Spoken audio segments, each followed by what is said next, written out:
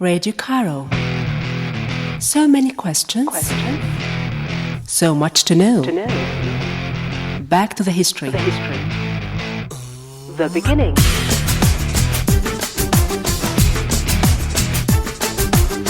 The beginnings. The beginning. Hello and welcome to The Beginnings.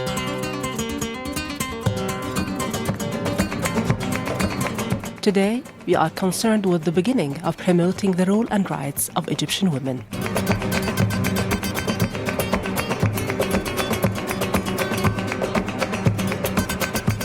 While celebrating the Egyptian National Women's Day, we cannot ignore the beginning of promoting the role and rights of women in ancient Egypt. Do not be rude to your wife when you know that she is doing well in your house. Open your arms to her, call her, show her your love. Do not control your wife in her house. Ancient women assumed their legitimate status as full-fledged partners in shaping the history of Egypt, as shown by Dr. Ala Al-Agizi, the Dean of the Faculty of Archaeology at Cairo University. Ancient Egyptians had a very important role to empower women because we have many examples of women as queens.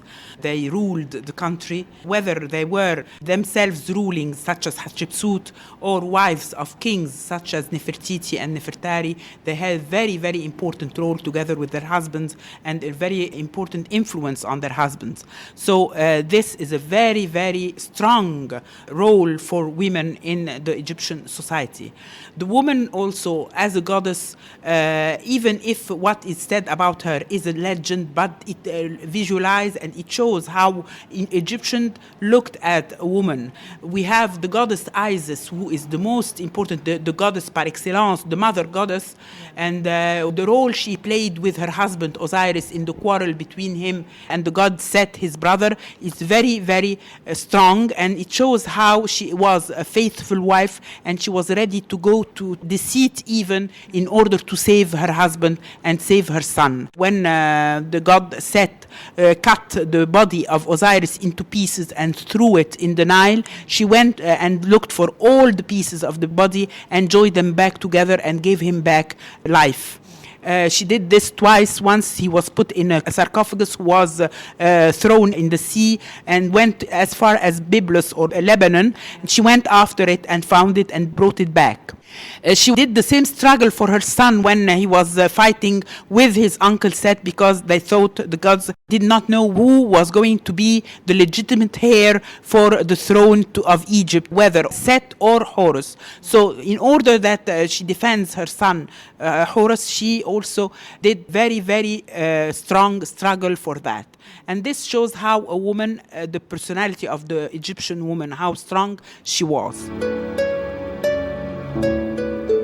Moving on to the daily lives of women in ancient Egypt, they have shown us the importance of our ancient mothers, who allocated equal importance to raising a family and to participating in society outside the home. The woman could also be a priestess, could also be a working woman. She worked, she could go to the market and sell goods in the market. And we have a representation of a woman in the 25th dynasty sitting in the market, placing her child in what we call porte-bébé on her belly and selling at the same time. So having children did not stop her from working. Of course, she had a role as a wife, she had a role as a mother with her children.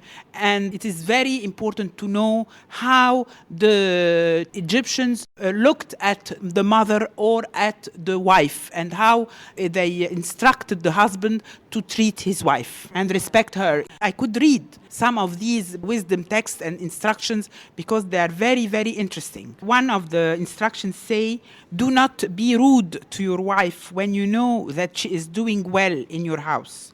Acknowledge her worth. Put your hand into hers. Let your conduct be an example for your children and a source of peace and happiness. Do not be rough. You will achieve more through understanding than through violence. If you push her back, your marriage will fail. This is one. Open your arms to her, call her, show her your love. Another one says, do not control your wife in her house when you know that she is efficient. Do not say to her, where is it? Get it. She has put it in the right place and you know that. Observe in silence. Appreciate her worth. It is a joy that your hand be in hers. There are many who ignore this. If a man desists from strife at home, he will not encounter its beginning. If you are well-to-do and establish your household, this is another instruction, be gracious to your wife in accordance with what is fair. Feed her well. Put clothes on her back. Ointment is the balm for her body. Rejoice her heart all the days of your life, for she is a profitable field for her Lord. Do not condemn her.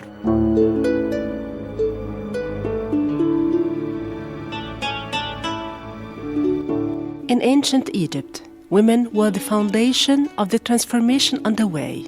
They were the mothers and educators of the nation. Another also instruction how to treat a mother, how the son should treat his mother. Double the bread that your mother gave you. Sustain her as strongly as she sustained you. You were a heavy burden and tiring burden to her, but she never tired. Her breast was kept in your mouth for 3 whole years. She was never disgusted from your dirt. When she took you to school in order to teach you to write, she took to you bread and beer every day. When you grow up and take a wife and establish a house, do not forget how she bore you and what she did to you. Do not let her blame you, and do not let her raise her arms to God complaining to him so that he does not listen to her complaints. This shows really how the Egyptian thought of respecting the mother.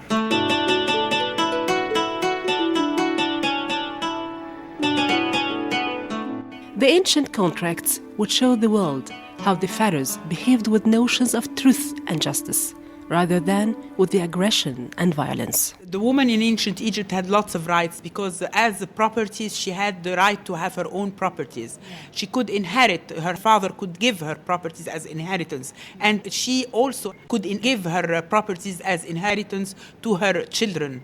And then if we talk about rights, we should speak about also the marriage contracts we received from the late period. It's true that it's from the late period and the Ptolemaic period, but it still is in Egyptian, written in Demotic Egyptian, and it is about the Egyptian society. Yeah. Even Greeks sometimes preferred to marry according to the Egyptian law and not to the Greek one, because she was given all the rights. So also I chose to you an example of a contract of marriage.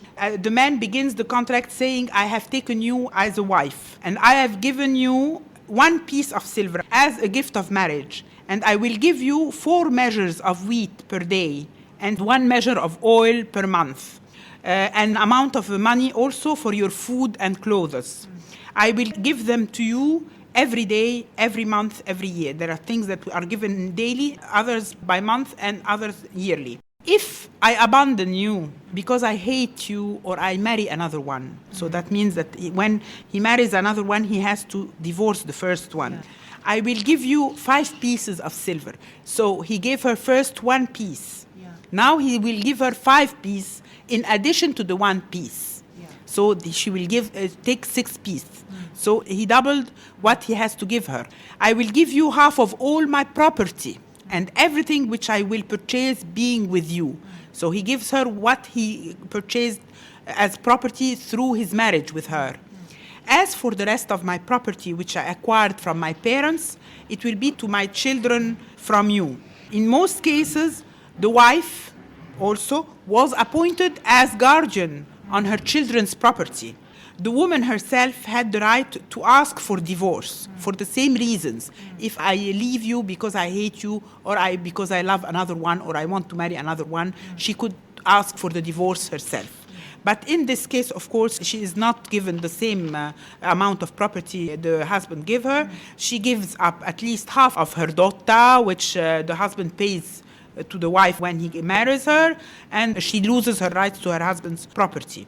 she takes back only her belongings, which she brought with her when she got married. And also we know that the man, when he divorces, goes on paying to his wife or ex-wife rations and clothes monthly or yearly. So you see, he gives her half of his property if he divorces her. So that means that she has lots of rights. And with her children, she keeps on the property of her children until she dies. But there is a contract written dividing the properties between the children. But it still stays in the hands of the mother, and they do not have the right to sell or buy or do anything with this property except with her approval.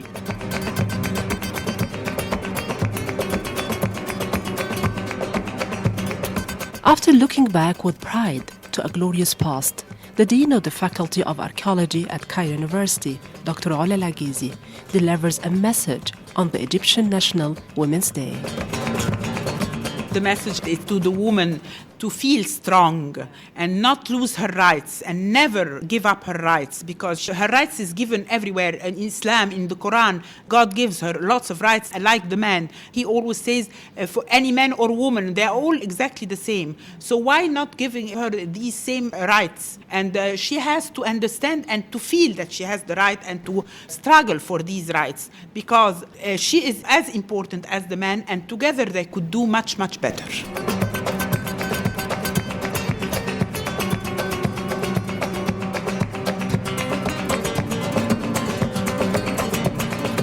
Today's edition gives us a chance to open a window into the rich legacy of Egyptian culture.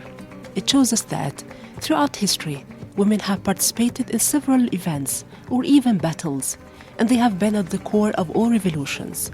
And after the battle is won, society expects them to go home and raise their kids. The beginnings. The beginnings.